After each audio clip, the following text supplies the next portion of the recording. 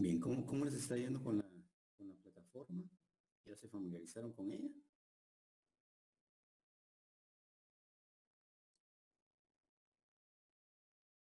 ¿O alguien que haya tenido?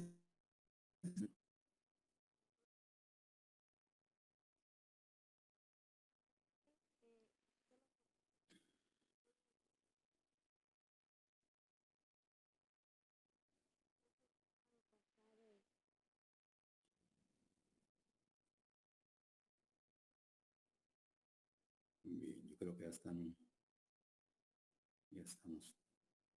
todos.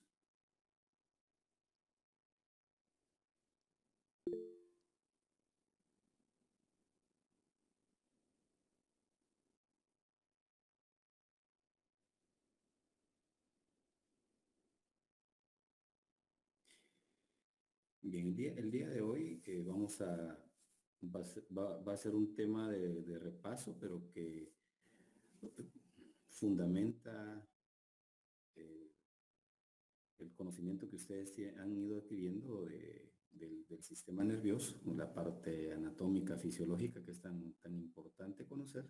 Esto lo han venido viendo desde el primer semestre con biología, con anatomía y fisiología del sistema nervioso, neurofisiología, la psiconeuroendocrinología. Y van a entrar ahora al campo del conocimiento de la farmacéutica, digamos, de los medicamentos que se recomienda utilizar en los principales problemas eh, de trastornos del comportamiento. Pero, eh, como les digo, vamos a entrar a un repaso de esto para que en las siguientes clases estemos como que refrescando todos esos conocimientos que como son de ámbito médico muchas veces se quedan eh, se quedan fijados, pero tal vez no al 100%, ¿verdad? Hay mucha terminología nueva, terminología medio enredada y hay que ir viendo eso. Entonces, como ustedes se van a tener que interrelacionar a la hora de la atención clínica con con mis colegas médicos, que son los que puedan manejar digamos, manejar la parte de la terapia eh, de medicamentos que requiera algún tipo de pacientes que a ustedes les toque ver. Pantalla con audio porque ya no los estoy viendo. Sí, acá. Sí, se escucha. Ok. Bueno, entonces lo que nos toca es, bueno, ese repaso vamos a ir desde la parte muy genérica que ya la manejan bien y la parte específica de la función de la neurona, la estructura y función de la neurona. Recordémonos que la que tiene es desarrollar y controlar el resto del organismo para que tengamos activos mecanismos de sobrevivencia y mecanismos de homeostasis. ¿Quién me recuerda qué es la homeostasis? ¿Quién con sus palabras me puede decir qué es la homeostasis?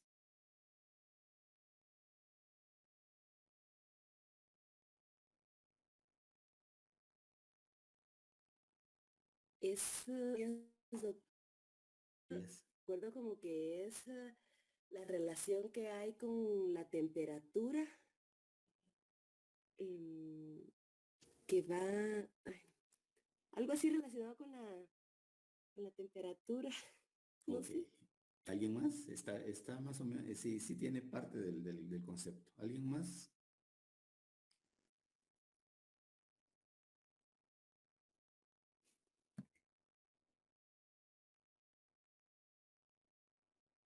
Vamos a ir. ¿Cómo es Sí. el equilibrio? Algo así. Ok. ¿Equilibrio con quién? En todos los sistemas del cuerpo que se necesita para funcionar. Ok. Ujú. Equilibrio es una palabra importante. Entonces, eh, si vamos antes a conocer terminologías biológicas, ¿verdad? O bioquímicas, vamos a ir al concepto de ósmosis. Si se recuerdan ustedes, la ósmosis es, digamos, en palabras propias, el mecanismo que existe de paso de un elemento hacia otro, de acuerdo a la membrana y permeabilidad que tenga una membrana entre uno y otro. Eh, Pongamos el ejemplo de una bolsita de té, ¿verdad? Ustedes toman su taza, calientan el agua, ¿verdad? Y meten una bolsita de té. ¿Qué contiene la bolsita de té? El té que ustedes prefieran, ¿verdad? El más común que tenemos, eh, usamos mucho el té para relajarnos, para amenizar algo, ¿verdad? Hidratarnos, a veces para calmarnos, tomamos té de tilo, hay té de manzanilla como antiinflamatorio. Si tenemos problemas gástricos, tomamos de otros, pero todos tienen una bolsita.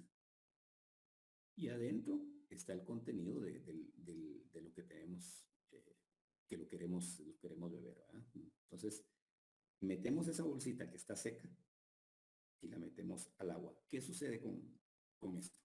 Entonces,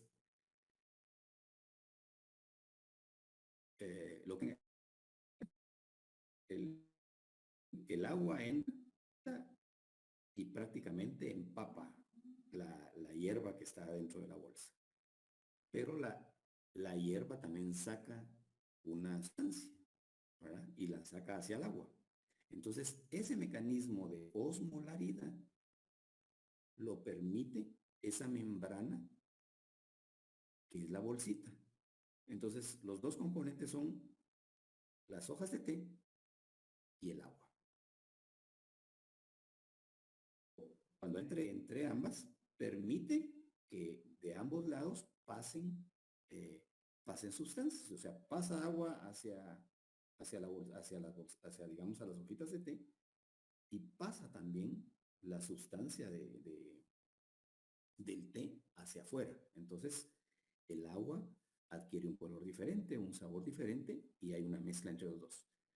Naturalmente que la concentración, si lo analizamos bioquímicamente, la concentración de agua contra el té es mayor en el líquido, ¿verdad? Mientras que en la bolsita la concentración de la esencia que tiene el té es mayor que el agua. Ese es un mecanismo de ósmosis. Ahora, ¿qué pasa si nosotros metemos la bolsita en una taza con agua fría?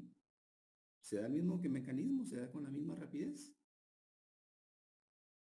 No, ¿verdad? ¿Qué pasa si está fuera de la taza? No pasa absolutamente nada. Entonces, tiene que ver entonces también la temperatura que tiene el agua, tiene que ver la membrana que separa el té y el agua, porque en un vaso, por ejemplo, en una taza, es una membrana totalmente impermeable para ambos, entonces no sucede nada, cada quien conserva sus características, ¿eh? La bolsita está seca y el agua está íntegra sin tener absorción de nada. Entonces, esos mecanismos se dan dentro de nuestro cuerpo. Hay membranas que son totalmente, tienen un grado de permeabilidad muy alto de acuerdo a los elementos que están dentro y que están fuera. Y hay otras que son más cerradas, digamos, como por ejemplo un vaso con agua. Un vaso con agua es permeable, se le sale el agua al vaso. Echémosle agua fría, muy fría, y entonces el vaso va a tener una sudoración. Y esa sudoración es porque la temperatura que se está teniendo condensa también. ¿Está saliendo el agua o está condensando parte de lo de afuera? Entonces, todo ese tipo de cosas se pueden ver de acuerdo a la permeabilidad cada célula de nuestro organismo es como una vejiguita, digamos. Una vejiguita tiene líquido celular y otros elementos a sus lados. Afuera también hay un líquido que rodea todos nuestros tejidos, el líquido intersticial. Y eso tiene cierto grado de intercambio de agua, de electrolitos como el sodio, el potasio, el cloro,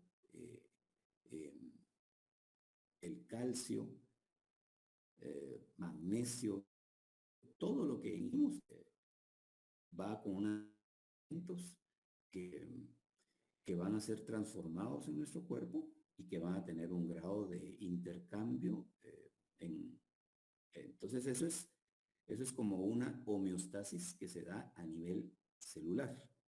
Ahora, todos nuestros componentes, como manifestaba nuestra primera compañera que participó, también tenemos que tener una relación con el medio interno, ¿verdad? O sea, tenemos que tener una homeostasis interna, pero también nuestro organismo está rodeado de un ambiente, ¿verdad? Entonces tenemos un ambiente que nos rodea que va a variar en temperatura, presión atmosférica y algunos otros elementos. Entonces, nuestro cuerpo y el sistema nervioso así lo hace, lo capta toda esa parte, digamos, interna y externa para crear elementos que den equilibrio.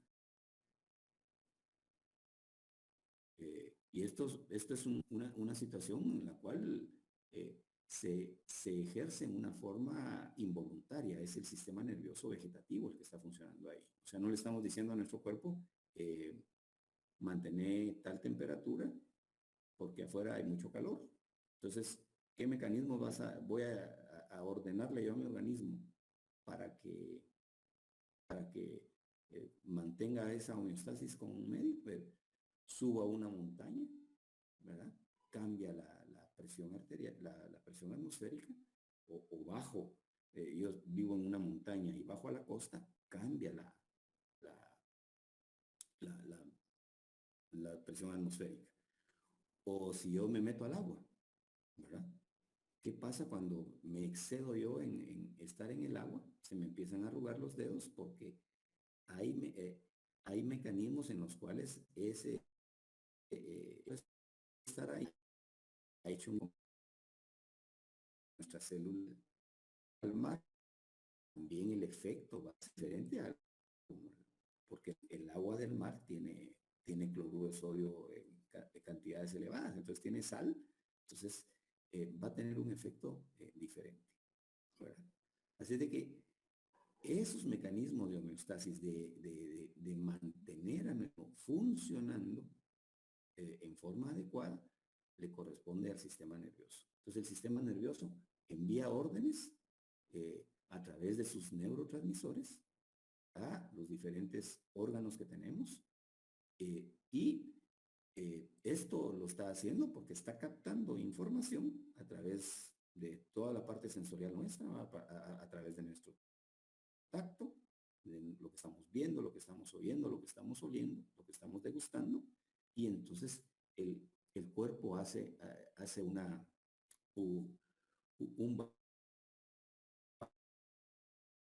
balance con nuestro medio interno, ¿verdad? O sea, a nivel interno, esta homeostasis está también demandando continuamente señales, y las señales las está captando células nerviosas, las está enviando al sistema nervioso central a través de todo el sistema nervioso periférico, a todos los nervios de todo nuestro cuerpo, ya sea que estén conectados hacia la piel y hacia el exterior, o a cada órgano, o a nuestro sistema circulatorio, a nuestras arterias y venas están captando. Entonces, agarran esa información y la envían. Eso es continuo. Y nuestro cerebro la capta, la interpreta y envía una respuesta. Entonces, hay, por ejemplo, un incremento de la actividad que queremos desarrollar. por ejemplo, hasta situaciones, cuestiones dadas por nuestros hijos y vamos a respuesta de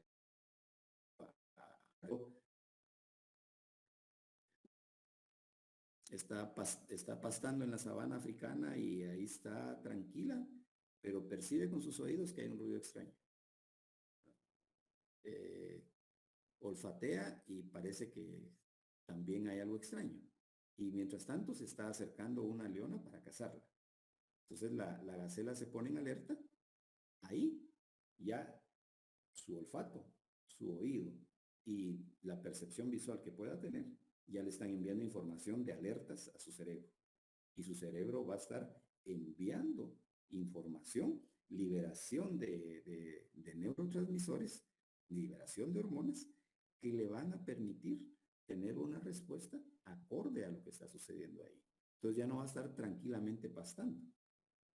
¿Verdad? Sus mecanismos están preparados para la huida. Mientras tanto, la leona está en un momento que es, digamos, hecho, preparando el ataque. Bien, el cerebro le está enviando información que ahí está la gacela, que se tiene que acercar en silencio y que a cierta distancia tiene que emprender el ataque. Entonces, digamos, el depredador en ese momento suelta la carrera y la gacela lo mismo. Un mecanismo de ataque, un mecanismo de huida que están, digamos, casi que vinculados en algunas cosas. Entonces, el cerebro le envía información al sistema respiratorio para que respiremos más rápido porque vamos a necesitar más oxigenación en nuestras células, vamos a necesitar más glucosa, el combustible que nos mueve, ¿verdad? Para enviárselo a todas las células, pero el sistema nervioso es muy inteligente y ese torrente sanguíneo de neurotransmisores, catecolaminas, todos los que van sirviendo y que han visto ustedes en clases, se libera para el tipo de función que tiene y se van al sistema músculo esquelético, que es lo que está necesitando ahorita. Sus músculos van a tener que, requieren en ese momento una mayor captación de sangre, glucosa, para que emprenda la carrera. Para eso entonces respiramos más rápido. Entonces captamos más oxígeno, el oxígeno va al torrente sanguíneo, nuestro corazón, el corazón de la gacela y de la leona, y en el caso que a nosotros nos suceda algo de eso, va a empezar a bombear más rápido también la sangre. Entonces, es todo un proceso que uno no lo está, digamos, percibiendo como tal, pero así es. ¿Ya? Logra huir la gacela, ¿verdad? Entonces, va a llegar un momento que ya no detecta el peligro, cambian las señales. Entonces el cerebro envía la señal, ya no hay amenaza, baja todo. Entonces se reabsorben los neurotransmisores, se liberan otras hormonas y otros neurotransmisores que van a inhibir todo lo que habíamos, porque no se puede mantener una acción de esa naturaleza en forma continua y prolongada porque nos agotamos. Entonces, esa es la homeostasis. O sea, ¿hasta dónde puedo llegar? Y luego lo existo y el sistema. Ahora, la naturaleza de estos dos sistemas tan importantes, digamos, y que son los que coordinan todo el proceso, tienen la diferencia de que el sistema nervioso es rápido, ¿verdad? Es una reacción rápida y temporalmente corta, mientras que el sistema endocrino, ¿verdad?, es una liberación más lenta y más prolongada, pero ambos tienen que actuar. O sea, la frecuencia, o sea, el latido de sus corazones tiene un continuo, ¿no? Nuestra manera de respirar tiene un continuo, y esos son señales continuas, y ahí se está liberando, ¿verdad? El estar nosotros sentados frente a una computadora, un celular, una tablet y todo, recibiendo una clase, estamos en un proceso un poquito más elevado que la línea basal que mantenemos de reposo. Entonces tenemos cierto grado de alerta, pero estamos accionando cosas, ¿verdad? Entonces estamos con una recepción, ¿verdad? Vemos aquí, estamos oyendo, estamos viendo y estamos generando un sinfín de acciones en nuestro cerebro, ¿verdad? Estamos agarrando recuerdos de conocimientos previos, ¿verdad? Los estamos interpretando, ahí está el lenguaje, ahí está también la memoria, ¿verdad? Y todo eso está viniendo a, eh, a interpretarse, a captarse a través del sistema nervioso. Esta nueva posición debe otra información, alimente la otra, la aumente, aclare conceptos, ponga dudas, ¿verdad? Entonces, todo eso es una generación continua de función del sistema nervioso que le está dando, digamos, señales a todos nuestros organismos. Entonces, estamos en una actitud que es diferente a estar montado en una bicicleta, que es diferente a estar cuando estamos corriendo, haciendo ejercicio, etcétera. O sea, ahí va a ser otra la cosa, ¿verdad? La concentración de repente es, yo voy a estar escuchando música, pero voy a estar activo. Voy a ir a dormir. Son otro nivel de intensidad o de liberación de todos estos elementos que son, o sustancias que son sumamente importantes dentro del organismo, y nuestro sistema nervioso nunca deja de funcionar, y muchos de nuestros órganos, digamos, dejan de funcionar. Tienen sus momentos de demanda alta y otros de demanda lenta. O sea, su frecuencia cardíaca va a ser diferente cuando está en sueño profundo y que cuando está corriendo. Y mucho de esto también se altera con la modificación de la percepción de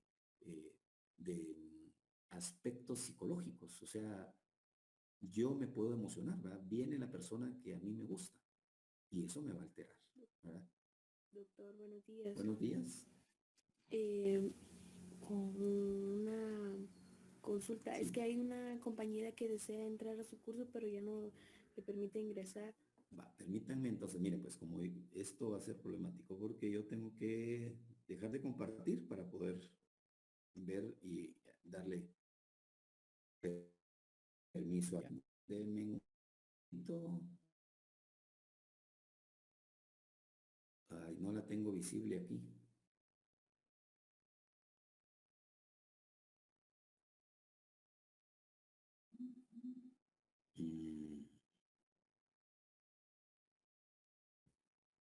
Que intente nuevamente, por favor, porque si está pidiendo autorización para ingresar, no sé. Sí, ahorita le voy a decir que intente. Gracias.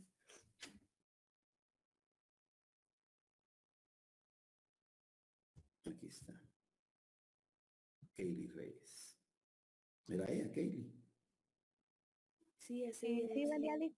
Gracias. Bueno.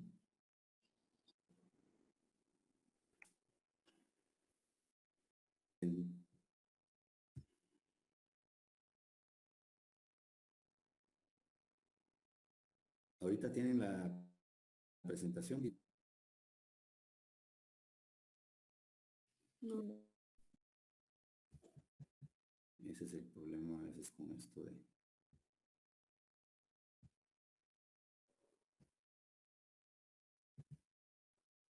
Ahorita voy a activar otra vez la pantalla, ¿vale?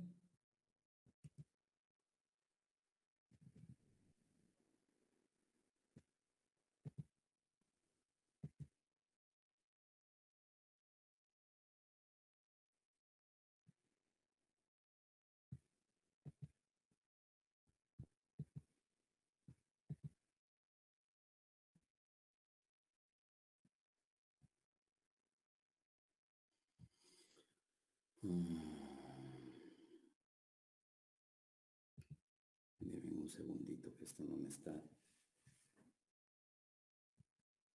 Bien, entonces estábamos... vamos a seguir mientras yo activo esto, ¿eh? Pues entonces las emociones también nos van a alterar el funcionamiento neurológico y endocrino. Entonces les ponía yo el ejemplo de, de ver a la persona que a uno le gusta, a uno se emociona, se le acelera a uno el corazón, empieza uno hasta a sudar de las manos. Todo eso son mecanismos que el sistema nervioso está permitiendo, digamos, que se dé.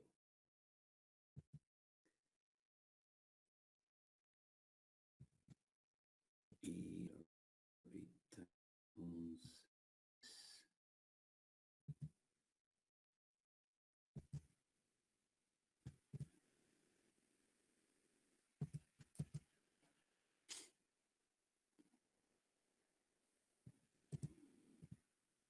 ahora sí.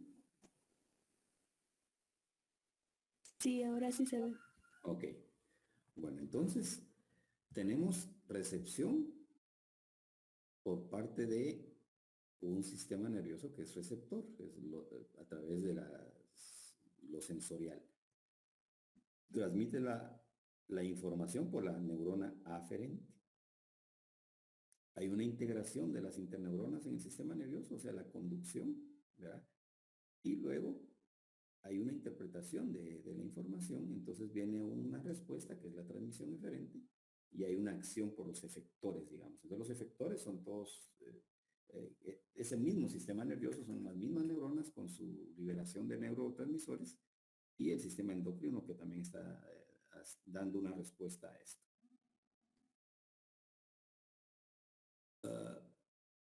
Entonces, ¿cómo sucede esto, digamos, a nivel microscópico, a nivel celular en nuestro sistema nervioso? Entonces, tenemos las neuronas, ¿verdad? Como células, como parte de las células más importantes, y tenemos las células, son los dos que en el sistema. Son células de funciones propias del sistema nervioso. Y estas están distribuidas dentro de todo el encéfalo, o sea, todos los órganos que están en el encéfalo, dentro de nuestra médula espinal y todos los nervios. Entonces, ¿qué responsabilidad tienen estas células? Pues la sensibilidad, el pensamiento, los recuerdos, el control de la actividad muscular, la regulación de las secreciones glandulares. Todo eso, lo que vimos con el ejemplo, ¿verdad? Ahora, ¿qué estaba sucediendo con la gacela en el momento que estaba pasando?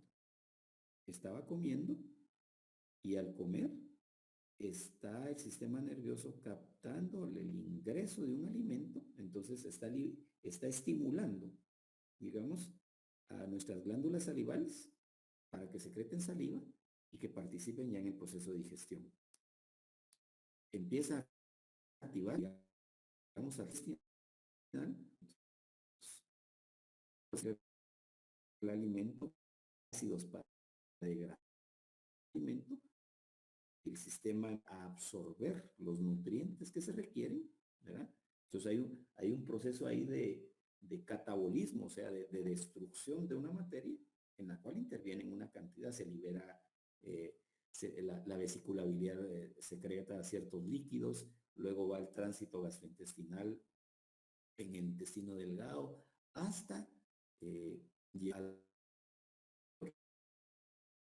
que nos tienen cantidades impresionantes. Mientras tanto, el sistema nervioso y el sistema endocrino están activando al páncreas. El páncreas está liberando insulina para manejar la cantidad de glucosa que se está dando. Se está dando información porque está ingresando líquidos, están ingresando electrolitos, están ingresando vitaminas, están ingresando, qué sé yo, depende de lo que uno coma. Ingresa grasa, ingresa proteína, y todo eso el sistema nervioso en una forma inteligente lo distribuye, ¿verdad? Para sobrevivir. Entonces, ¿cómo lo distribuye? ¿Cómo lo utiliza? ¿Cómo lo almacena? Eso es un proceso inteligente en el cual muchos no participamos en el mismo. A veces hacemos acciones propias de ayuno, de variar nuestra dieta, etcétera, pero el sistema nervioso es el encargado de hacer acción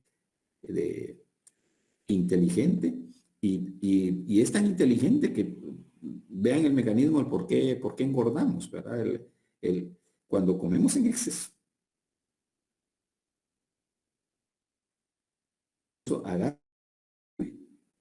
estamos utilizando y lo almacena como una reserva por si en algún momento se va a necesitar.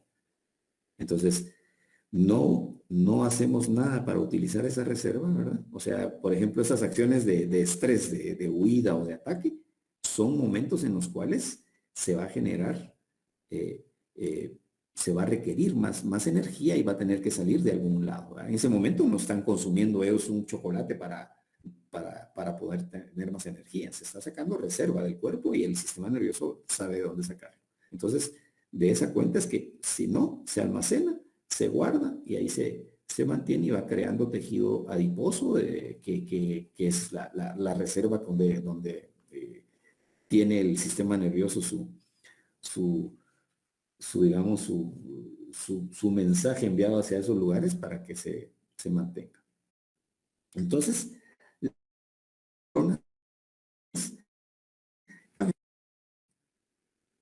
es una capacidad de responder a un estímulo y convertirlo en un impulso nervioso. Entonces, la neurona funciona a través de estímulos nerviosos, pero primordialmente funciona a través de estímulos químicos. Antes, desde la antigüedad, pues, y en la medicina relativamente moderna, se creía que la neurona solo tenía una estimulación eléctrica.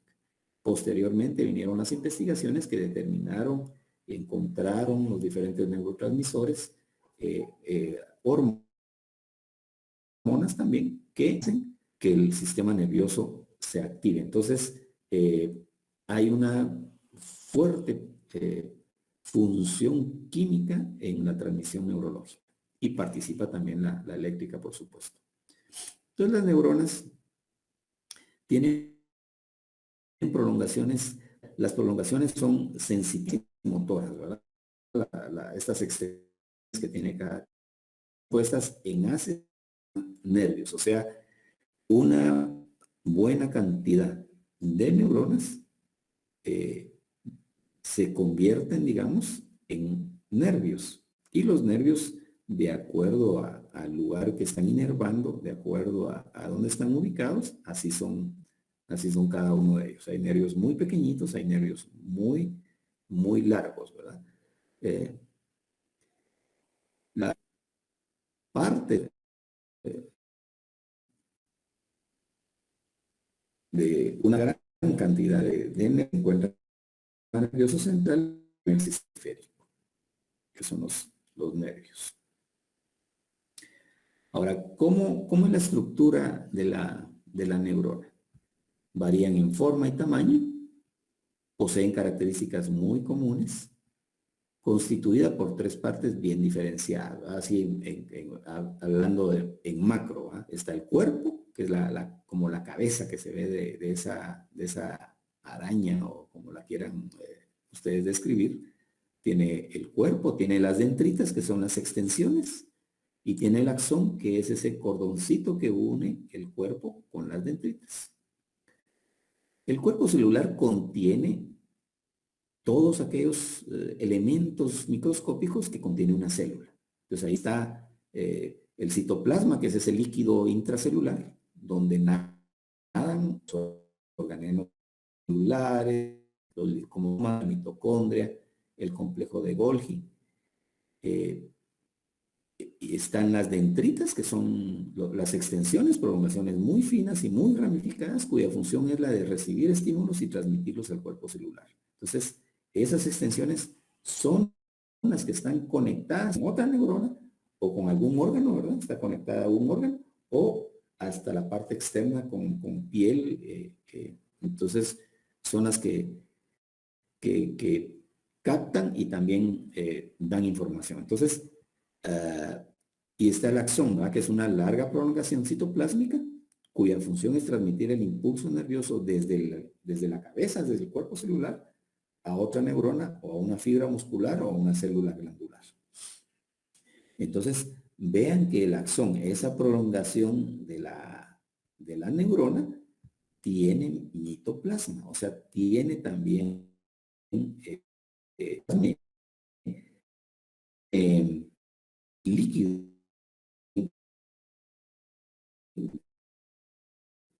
Entonces, ¿verdad?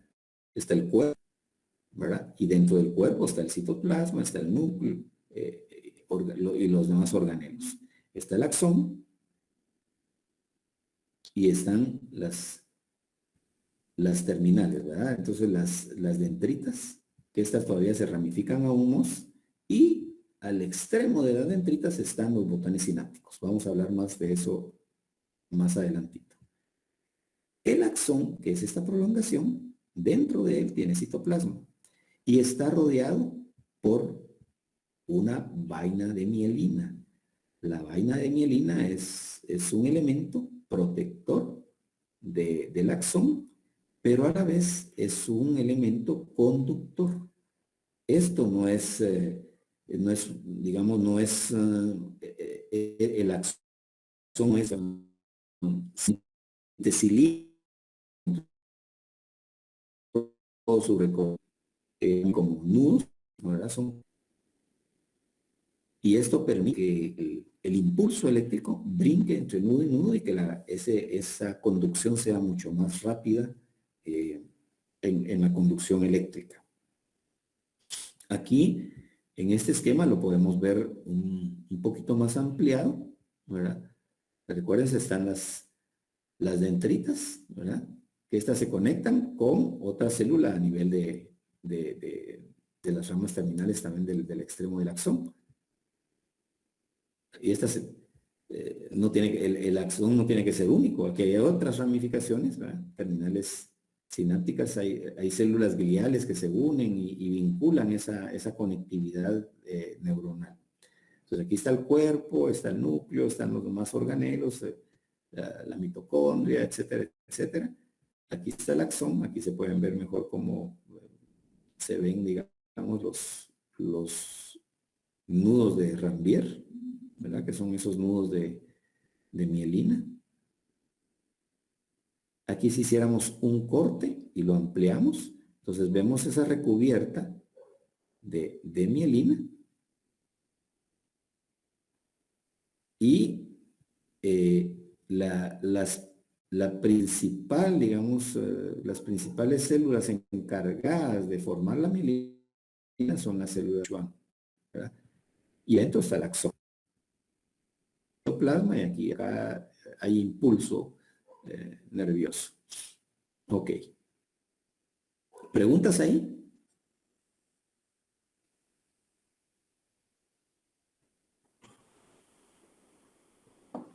Entonces, si lo quisiéramos ver como un cable eléctrico, ¿verdad?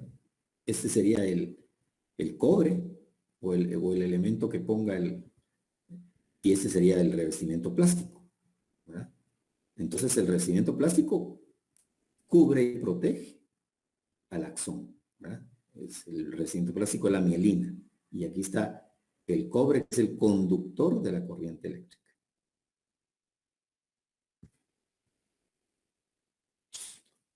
Ahora, las neuronas tienen cierto tipo de función, ¿verdad? Y se clasifican en 3 tipos según la dirección.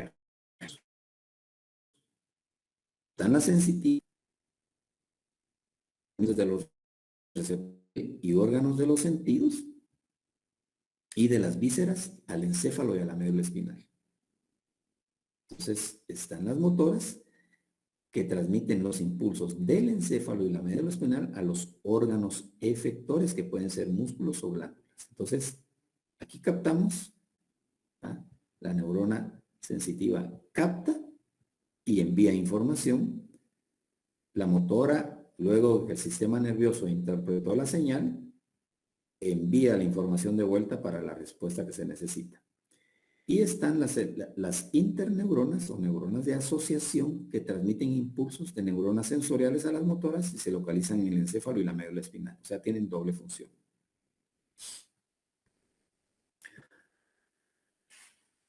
El axón se ramifica cerca de su extremo en muchas prolongaciones delgadas llamadas terminales. Y cada una de esas terminales, ¿va? Todas esas arañitas o patitas que se ven ahí, termina en el ensanchamiento llamado botón sináptico. El botón sináptico contiene un gran número de vesículas, ¿verdad? O sea, sinápticas, que son donde se almacenan los neurotransmisores. Y los neurotransmisores, recuérdenlo, son sustancias químicas de las que depende que ocurra o no la transmisión del impulso nervioso. O sea, es necesario entonces que cada impulso nervioso esté creando liberación de neurotransmisores, lo cual se da en los botones sinápticos. De tal forma, el botón sináptico, digamos, de la aferente, digamos, aquí hay liberación, ¿verdad? Aquí son botones sinápticos, digamos, aquí se libera neurotransmisores y en esta otra neurona hay elementos que captan ese neurotransmisor y envían la información a la siguiente neurona y eso es una cadena interminable de neuronas. La longitud de un axón varía de unos cuantos milímetros, ¿verdad? Muy pequeñitos en el encéfalo. Hasta pueden tener 1 metro de longitud, los que van desde la médula a los dedos de los pies. Recuérdense que de la médula salen como que ramas grandes, ¿verdad? De nervios que van a inervar todo el organismo internamente y hasta la parte más distal. Entonces hay nervios que son muy prolongados, son muy largos. Entonces generalmente el axón está cubierto por una vaina de mielina y es producida por las células gliales conocidas como las células de Schwann. Entonces, a las diapositivas, las gliales, las neurológicas que existen. Entonces, estas células gliales tienen dentro de sus funciones, porque se clasifican de acuerdo a la función, unas de ellas, que son las de Schwann, son las de producción de mielina, que es la sustancia que va a recubrir el axón para protección y para mejorar la conducción eléctrica. Los axones que poseen este recubrimiento reciben el nombre de mielínicos y los que no lo tienen son amielínicos. Entonces, hay neuronas que tienen recubierta de mielina y hay otras que no, de acuerdo a la función que tienen también.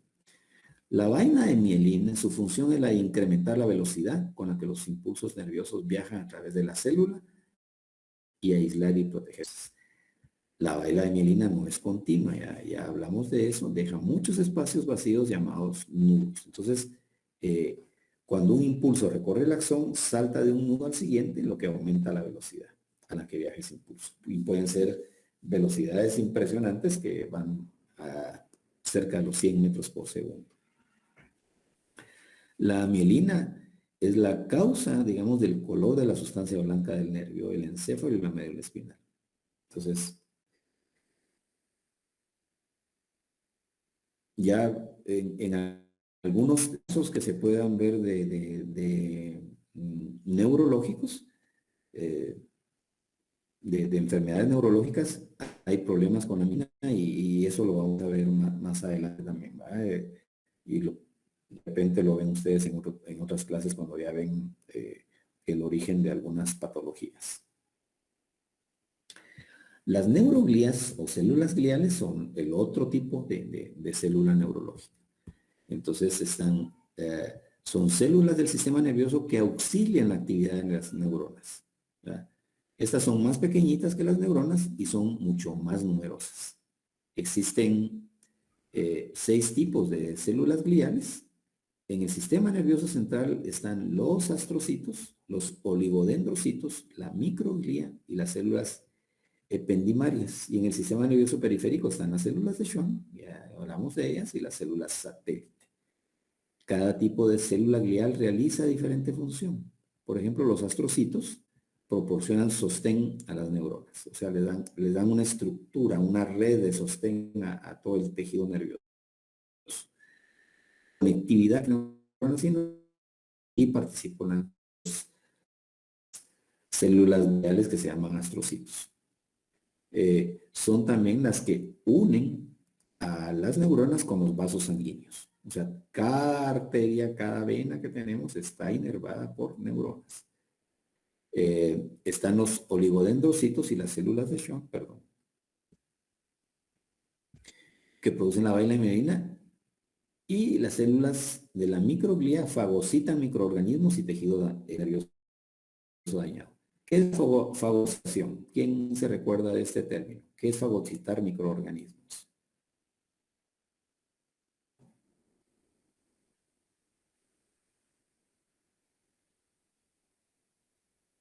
¿Alguien, por favor, que participe, que recuerde?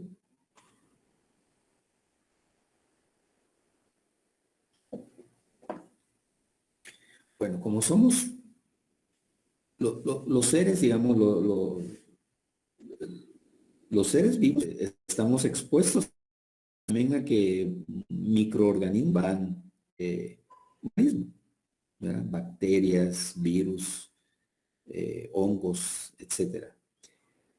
Entonces, estas células son encargadas de limpiar y evitar que estos microorganismos afecten el tejido neurológico.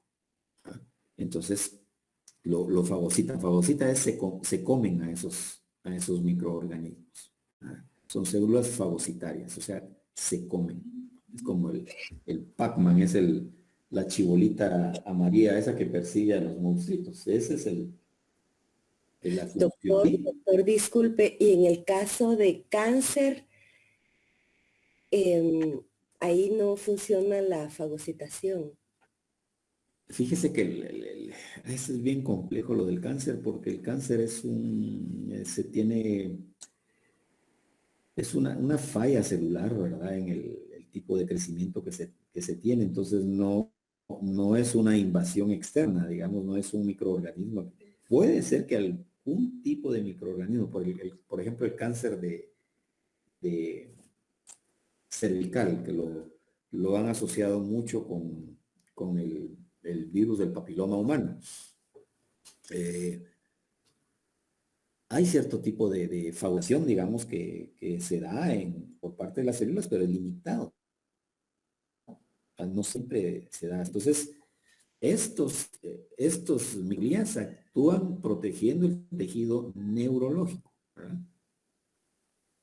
Pero la degradación celular o la alteración celular que se da por el ingreso de algunos elementos externos son fallas complejas. El cáncer no solo tiene un origen, sino que son variables que todavía los científicos siguen investigando para ver cómo lo detienen, pero es algo diferente, ¿verdad? De igual forma, perdón, me termino y completa. También hay tejido nervioso dañado, por ejemplo, cuando nos raspamos, ¿verdad? Nos dañamos la piel. Y ahí viene un proceso donde se forma aquella telita que al principio parece como que tuviéramos algo como que estuviera infectado. Está como aquella capita amarilla formando que creemos que es algo chuco y a veces no lo lavamos y es la formación del tejido y se petrifica y en algunas, yo no sé si ustedes han visto algunas, entonces ahí hay un tejido dañado que se expulsa. Por ejemplo, la herida no queda limpia, entonces hay células encargadas de limpiar la herida y en el caso de tejido neuronal, digamos, dañado, están estas neuroglías que fagocitan también, se comen neuronas que han muerto, que ya no sirven. Entonces, y eso ayuda a que pueda interconectarse unas con otras para que el tejido que está muriendo no deje de ser, digamos, atendido por parte de esa red neurológica, ¿verdad? Entonces, eso es parte de la estimulación de la neuroplasticidad que tenemos. A ver, ¿qué más me iba a preguntar? No solamente, gracias, doctor. Ok.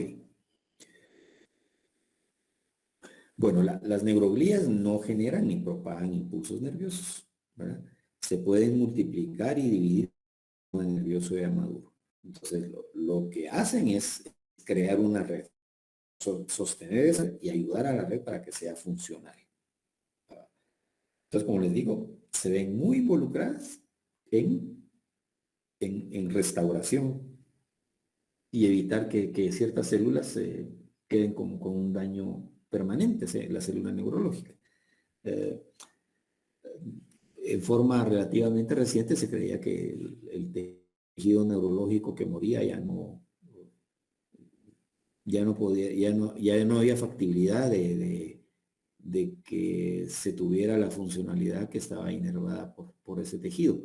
Y ahora se habla de neuroplasticidad, donde hay, se ha determinado que encuentran que sí puede haber nuevas neuronas, y que otras neuronas pueden llegar a sustituir la función de las que están muriendo. Todo eso también depende de la magnitud del daño que se tiene, ¿verdad? Si es catastrófico, digamos, un accidente cerebrovascular, un derrame, como digamos, ¿verdad?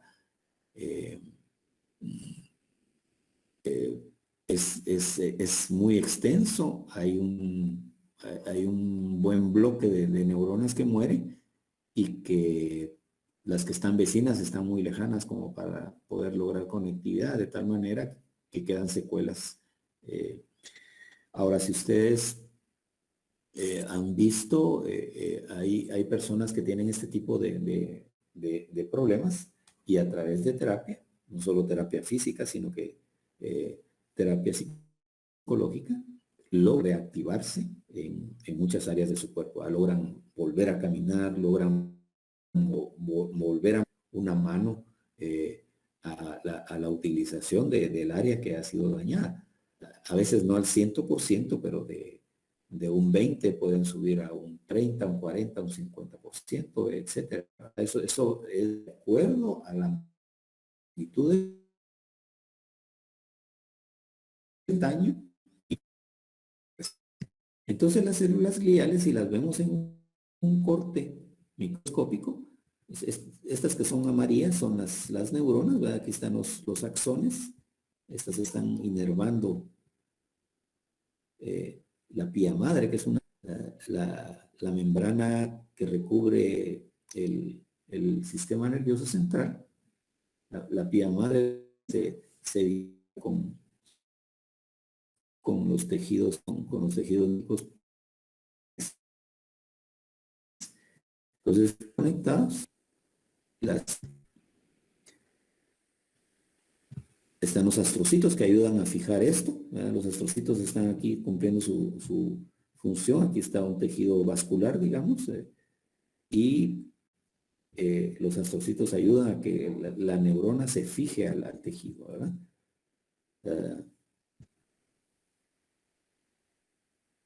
Y ahí hay otras, vaina de mielina, oligodendrocitos, que son los que actúan con la fagocitación, etc. Entonces el impulso nervioso, que es el objetivo de que tengamos esa red neurológica, es la señal eléctrica que se propaga a lo largo de la superficie de una neurona, ¿verdad? Recorre la célula desde las dendritas hasta el axón, ¿verdad? Y se inicia y se desplaza como consecuencia del movimiento de iones, como los de sodio y potasio, entre el líquido intersticial y el interior de la neurona a través de la membrana plasmática. ¿Qué quiere decir esto?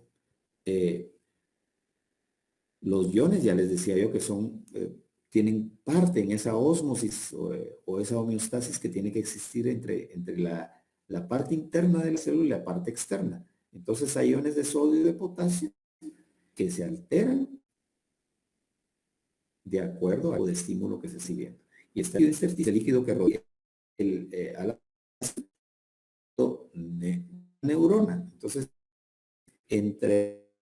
hay una permeabilidad que se modifica de acuerdo al estímulo que se está teniendo en ese momento, ¿verdad? Entonces, la membrana plasmática, digamos, es como la telita, ¿verdad? Es esa bolsita de té, es la membrana plasmática. Adentro, las hojas de té son el líquido intersticial de la célula, de la neurona en este caso, el líquido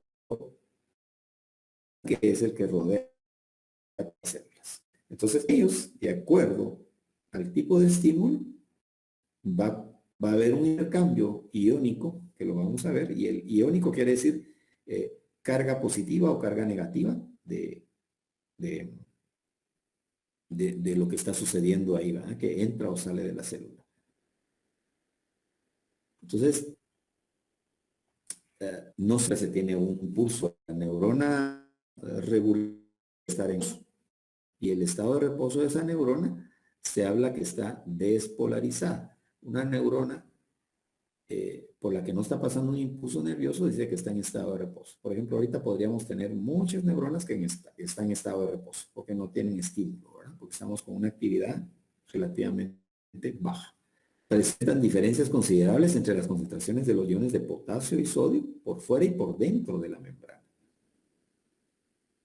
Pero, por lo que también, digamos, esto hace que exista una carga eléctrica diferente en ambos lados de la membrana. Entonces, la carga eléctrica es diferente dentro y fuera de esa membrana.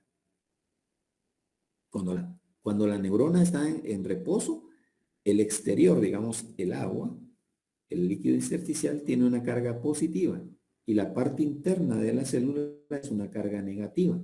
En tal situación se dice que la membrana está polarizada.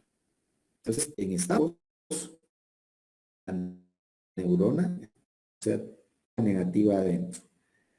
Ahora, este estado de reposo se termina cuando se recibe un estímulo, ¿ya? Suficientemente grande para iniciar el impulso nervioso. Suficientemente grande no quiere decir que sea un susto, que sea algo, no.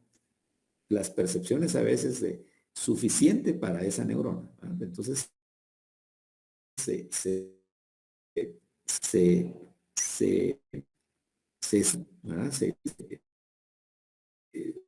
estimula ese impulso, entonces conduce el impulso desde donde se está captando hasta la terminal opuesta de esa neurona. Entonces, algunas clases de estímulos, como les decía, el cambio de presión, de temperatura, la composición química del ambiente externo, del ambiente interno del cuerpo. O sea, tenemos una carga grande, nos comimos un pastel recubierto de turrón y todo, y con eso nos tomamos un Coca-Cola y ahí va una carga de glucosa impresionante que va a hacer que nuestro ambiente externo haga unos estímulos, ¿verdad? Cuando llega un estímulo a la neurona se produce un cambio en las cargas de la membrana y por un momento se invierte la polaridad, es decir, que el interior que era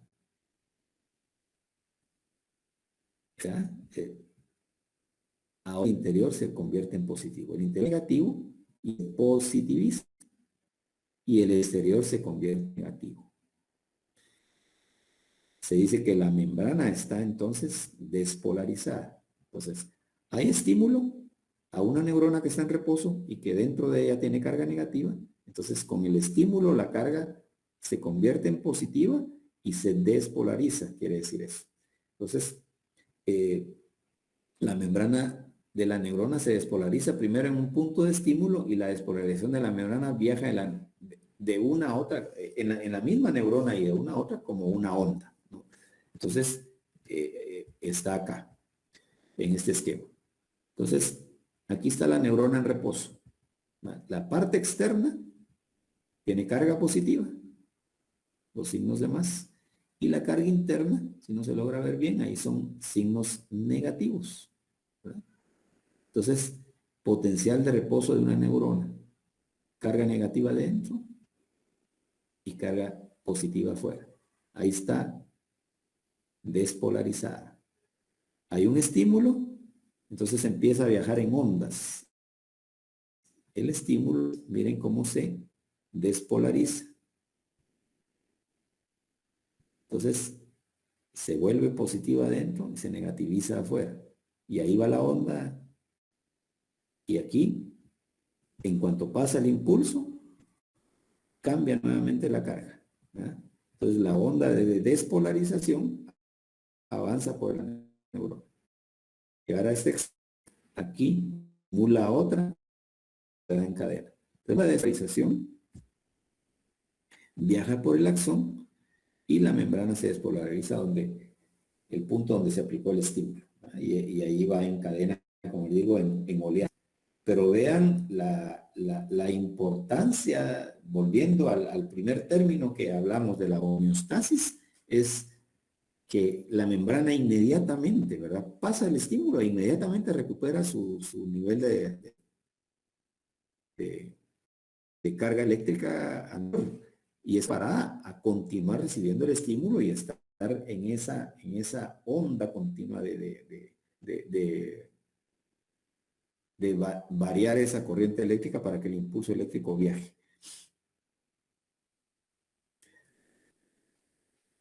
Otro punto importante que hay que hablar en esta parte microscópica es si desde ese lugar una neurona transfiere impulso nervioso a otra célula. Una neurona muscular ubicada, ¿verdad? Entonces las sinapsis, ¿ya? En la sinapsis entre esas neuronas, ¿verdad? Hay un impulso, por ejemplo, si esta es la que está enviando el impulso, esta es la neurona presináptica y esta es la postsináptica. Esta está enviando el estímulo. Entonces la presináptica envía el estímulo, ¿eh? Y la sinapsis es ese espacio que está entre ambos, que es microscópico, ¿verdad? Entonces, esta envía, esta recibe. Y entre ambos existe un espacio sináptico. Esas sinapsis, digamos, no están conectadas directamente, sino que existe un espacio entre ellas microscópico. A pesar de la cercanía entre las dos neuronas, generalmente existe ese espacio de unos 20 a 50 nanómetros, que son dimensiones microscópicas, ¿verdad? Entre neuronas. Pareciera a simple vista de electrónica, digamos, en un microscopio electrónico es donde se logra ver esta separación que se da entre neuronas que con un microscópico simple no se logra detectar. Entonces ahí está ese espacio sináptico. Y en ese lugar, en ese espacio sináptico, es donde se da la transmisión química del impulso nervioso. Entonces, anteriormente vimos el impulso eléctrico, pero acá en el espacio sináptico es donde se da el impulso químico. Ese estímulo que es el que predomina en la conducción nerviosa del sistema nervioso, valga la redundancia. Entonces, cuando el impulso nervioso llega al botón sináptico, las vesículas, o sea, esta terminal de la neurona presináptica, cada dendrita, digamos, cada botón sináptico tiene adentro vesiculitas, ¿verdad? Tiene vejiguitas ahí, liberan al neurotransmisor.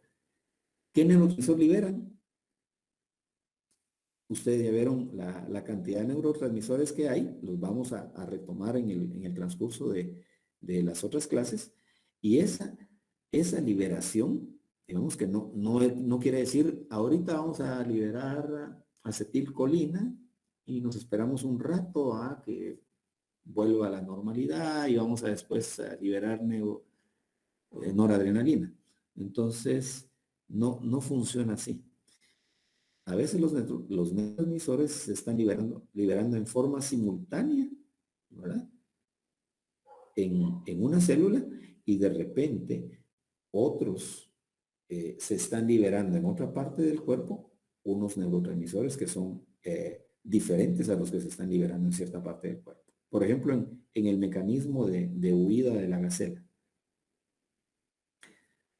Hay una estimulación, digamos, química hacia el tejido, hacia los tejidos que en ese momento van a ser utilizados para la huida.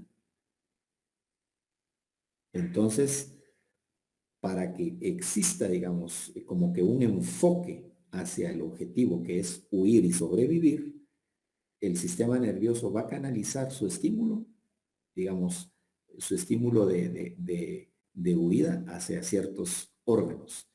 Pero a otros les va a mandar una información diferente. Pero el sistema intestinal en ese momento es útil o no es útil.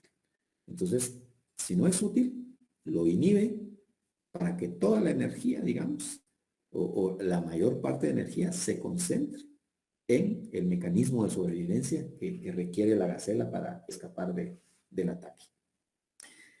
El neurotransmisor se difunde a través del espacio sináptico y se une a los receptores de la neurona postsináptica. Entonces, aquí hay liberación, ¿verdad? Aquí se liberan esas agujitas en ese espacio sináptico y esta, que es receptor, abundancia, tiene receptores específicos para cada neurotransmisor que se está liberando. Entonces los capta y aquí, entonces, viaja el impulso y la neurona, digamos, que en esta parte es postsináptica, se convierte en presináptica allá, con otra neurona que es postsináptica y así va la cadena, ¿verdad? De esta manera que el impulso se va a transmitir de una neurona a otra. En apenas 6 segundos de unirse a sus el neurotransmisor para libres, ¿verdad? Y regresa a las vesículas para volverse a reutilizar. Entonces, el neurotransmisor, digamos, queda en el espacio sináptico, no puede quedar en forma permanente ahí, ¿verdad? Entonces, vuelve, ¿verdad? Se reabsorbe, digamos, en la neurona presináptica para tener la reserva y volverlo a utilizar, porque esta va a tener una continua del estímulo para que el aparato musculoesquelético, digamos, tenga esa dinámica y esa vascularización inmediata que se requiere para que la gacela corra lo más veloz que se pueda. Los neurotransmisores que se liberan en la sinapsis son indispensables para que el impulso nervioso siga su recorrido. Entonces aquí podemos neurotransmisores, ejemplos de recordatorio, ¿verdad? La acetilcolina estimula la concentración de los músculos voluntarios y contribuye a la memoria. La noradrenalina estimula las emociones y mejora el estado de ánimo y la coordinación muscular. Está la dopamina, que mejora la coordinación muscular y su escasez causa el mal de Parkinson. La serotonina se relaciona con el sueño y calma las emociones.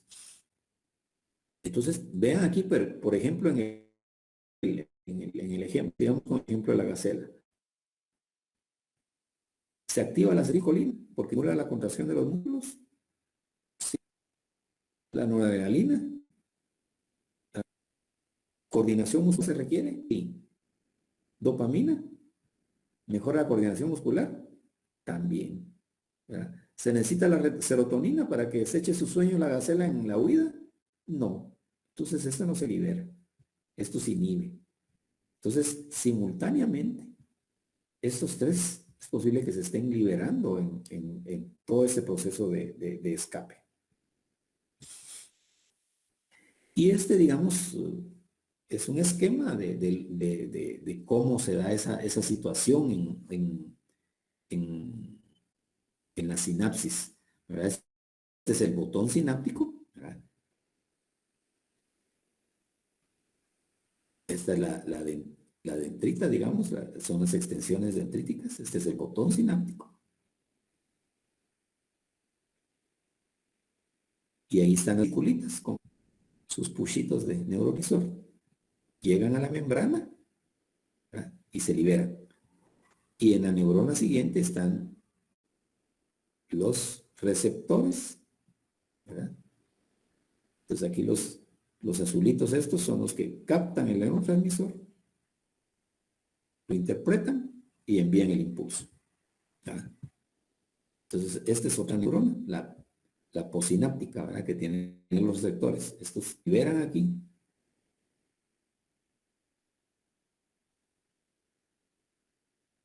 Está el espacio sináptico, es burbujitas. amarillas son el neurotransmisor que se está liberando. Sí, simplificado, pero lo vamos a ver ya más detalladamente en las siguientes clases, porque el uso de algunos de medicamentos va a modificar este tipo de situaciones si el trastorno que estamos tratando lo requiere, ¿verdad? O sea, porque hay situaciones en las cuales esta liberación que pareciera ser una reacción dentro de un va produciendo de forma excesiva y nos va a causar ansiedad innecesaria. Entonces siempre vamos a estar como arañas de corpus y nuestro cuerpo no va a estar bien porque emocionalmente estamos ansiosos, estamos con temor a algo inexistente, real, pero nuestra mente sí es algo que nos está pasando y eso está haciendo que nuestro sistema nervioso esté desequilibrado y esté liberando neurotransmisores, hormonas que no se requiere liberar. Entonces, esa reacción química tiene consecuencias para cada persona que está pasando el problema. Entonces, se da en muchos casos y hay que ver cómo se inhibe esa producción, ¿verdad? Cómo se controla eso a través de posiblemente solo psicoterapia o a veces se requiere algún medicamento. Hay patologías que están afectando algún órgano que participa en la liberación de hormonas. Entonces, y las hormonas son parte de lo que va a estimular también la capacidad de respuesta de nuestro cuerpo a más largo plazo, como habíamos hablado. Entonces, ese es, digamos que el tipo de células neurológicas, de células neuronales que tenemos, la función básica que existe en ella, pareciera ser muy simple, pero tiene una complejidad por la simultaneidad, por las variantes que participan, no solo en el tipo de tejido que tenemos, sino que las diferentes funciones que tenemos que tener como organismo, o sea, ese equilibrio entre todos nuestros sistemas, ¿verdad? Entre un sistema circulatorio, en uno cardiovascular, en un músculo esquelético, un sistema urinario, en un sistema gastrointestinal, un sistema inmunológico. Toda nuestra capacidad sensorial con 5 sentidos, las variantes externas que existen, o sea, no solo lo variante físico de que hablábamos de la presión atmosférica, de la temperatura ambiental, también las emociones, o sea, a qué estamos expuestos cuando nos subimos a un carro y vamos tarde a nuestro trabajo y estamos con la angustia de poder llegar. Cuando se cae uno de nuestros niños, cuando vemos que un par de, o sea, una moto se nos está acercando con un par de tipos sospechosos, o cuando se acerca a alguien que tiene mala planta, como decimos, mal aspecto, y creemos que vamos a ser asaltados, cuando nos van a dar una buena o una mala noticia. Todo ese tipo de cosas crean reacciones en nuestro organismo, ¿verdad? Entonces, algunas son reales y en el caso que ustedes van a trabajar, algunas son irreales. Irreales, entre comillas. Pero dentro de la persona existe un mundo, un imaginario real. Entonces, ese es el campo de la psicología donde ustedes tienen que encontrar el balance de cómo esa homeostasis ustedes ayudan a que se dé en las personas que están teniendo reacciones de comportamiento inadecuadas y que están demandando atención para que se resuelva. Entonces, en algunos casos, como les digo, casos extremos, porque cuando se prolongan las cosas son más difíciles de tratar. Entonces, en algunas situaciones donde hay amenaza a la vida, a la salud integral, amenazas a las demás personas que rodean a quien estamos atendiendo, requieren una terapia farmacológica para que busquemos ese balance. Y a veces ese balance lo vamos a lograr con tratamiento temporal, y hay otros que van a ser tratamientos de por vida, porque el trastorno no es curable, ahí va a estar siempre. Entonces, esas son la búsqueda. Entonces, todo tipo de situaciones va a repercutir en cómo nos comportamos. Todo va a repercutir en nuestra forma de comportarnos. Pues tenemos alterado las hormonas, los neurotransmisores que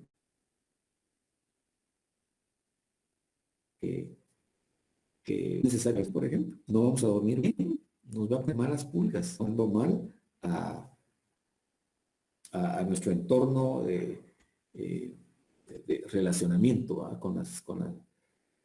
Entonces, tenemos que ver todo ese tipo de situaciones. Entonces, a veces se les puede dar terapia a las personas para darle tips para que duerman mejor,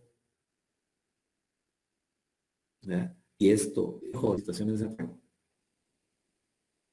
mismo la temporalmente, dar que creando una dependencia, ¿verdad? Y esa medicación temporal la va a quitar usted progresivamente, ¿verdad? Hasta dejar en cero.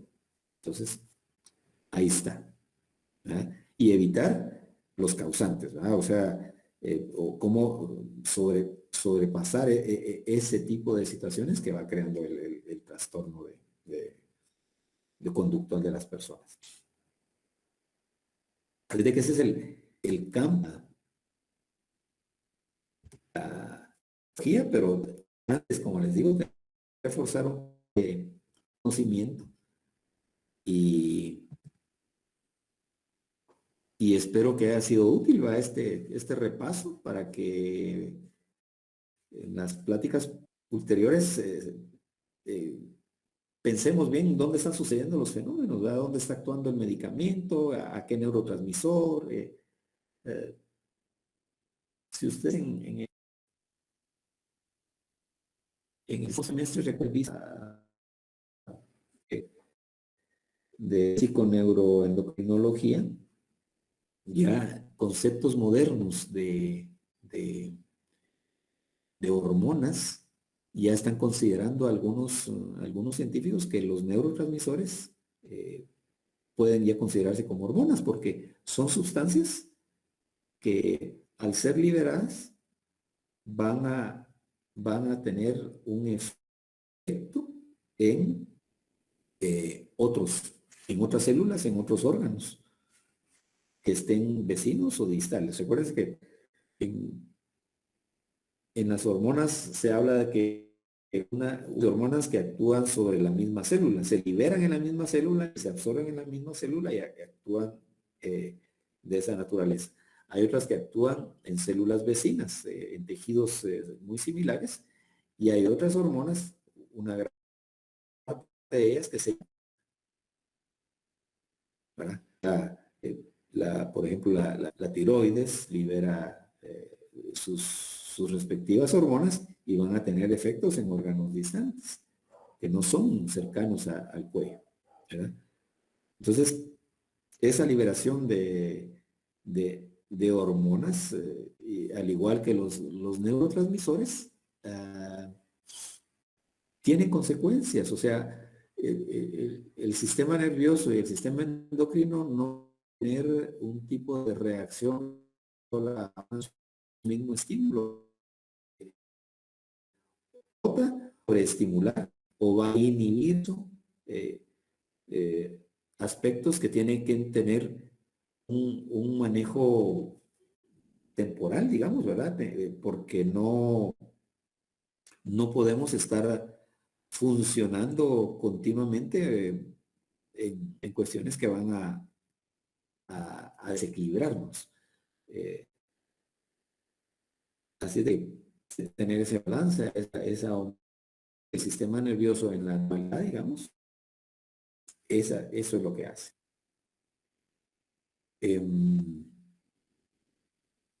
¿Preguntas, comentarios?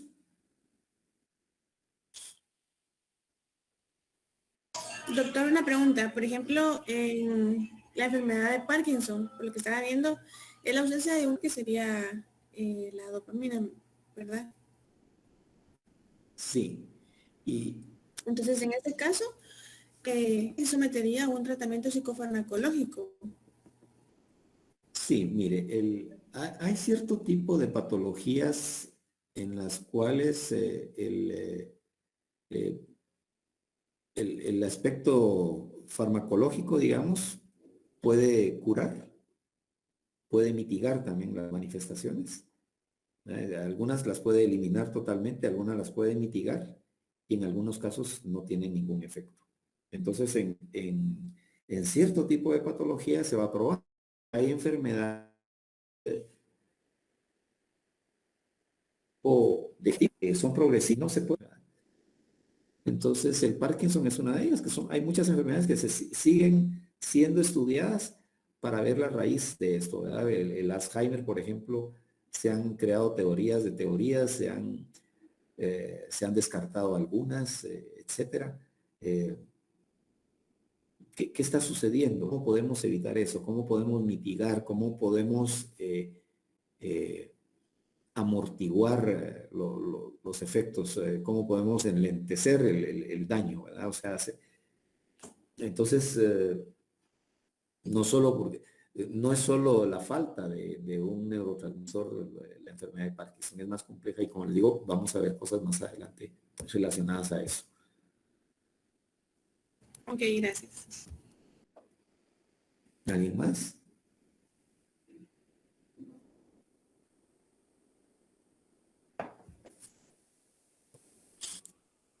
Sí, por favor. Esta clase, como les digo, es básica, es un coreo, pero es elemental para que lo vamos a ir reafirmando también con cada bloque de neurofármacos.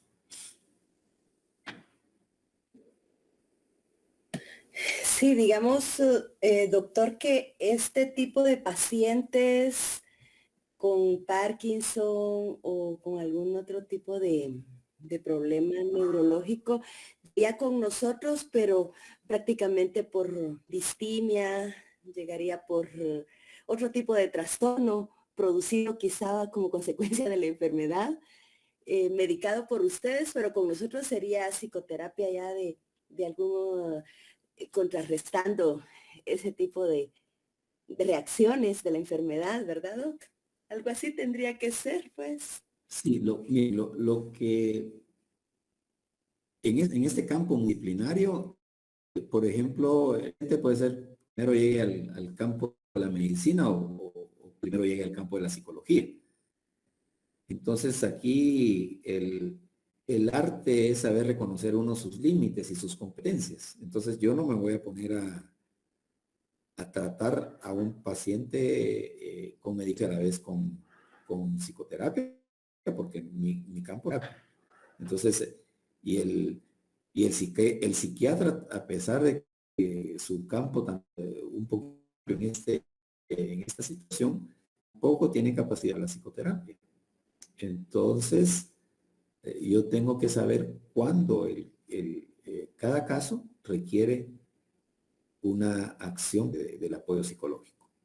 Y de igual forma, ustedes, pues llegar una persona que necesita apoyo psicológico, empiezan con su protocolo, elaboran ustedes su protocolo terapéutico para el abordaje de su caso y ven que no les está funcionando. O desde el principio ustedes pueden identificar que además de la terapia que ustedes les van a brindar, va a requerir que se le confirme una patología que ustedes pueden medio identificar y quieren que sea un diagnóstico médico, digamos, ¿verdad? O en el transcurso de la terapia van a ver que no está funcionando, entonces va a requerir un medicamento, entonces acuden a ese manejo multidisciplinario que debe tener el paciente. Por decirles algo,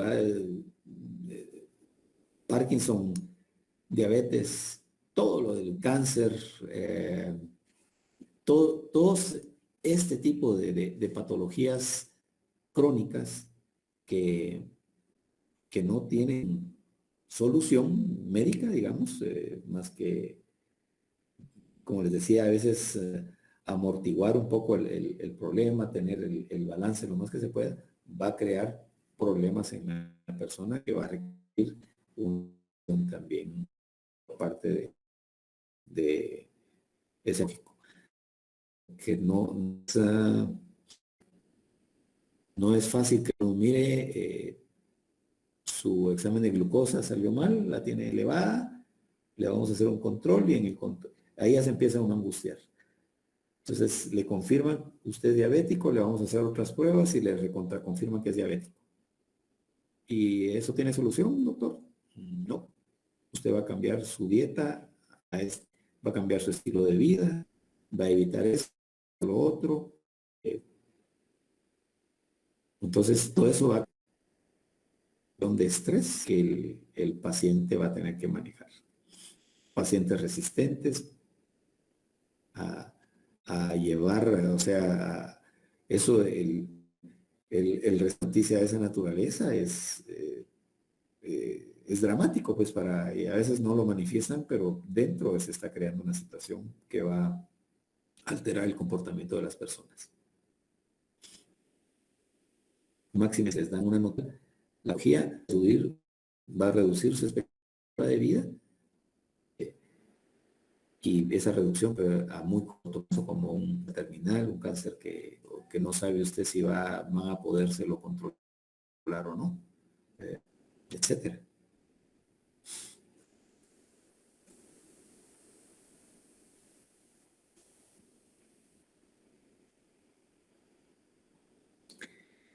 Bien, ya está publicada la tarea y